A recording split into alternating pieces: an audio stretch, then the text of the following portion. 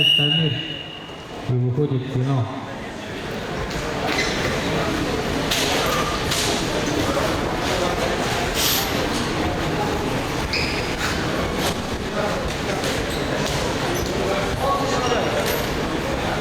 Вес 74 килограмма. Намдаков Эрдени, Наджафов Таврис.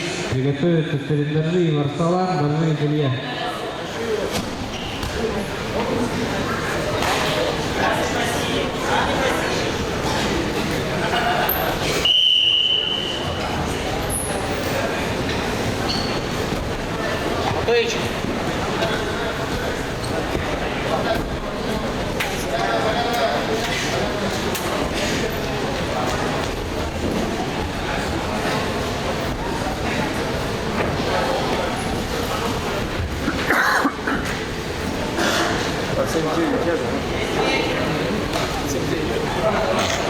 Все, за ковром.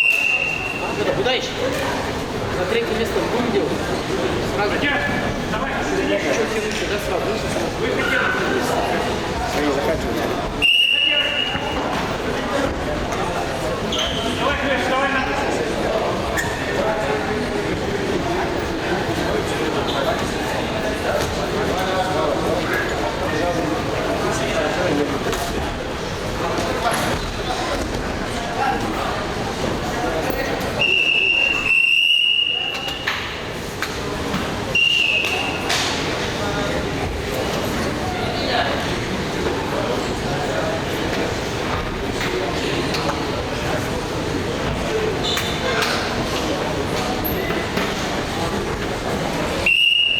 Прошло минута 15.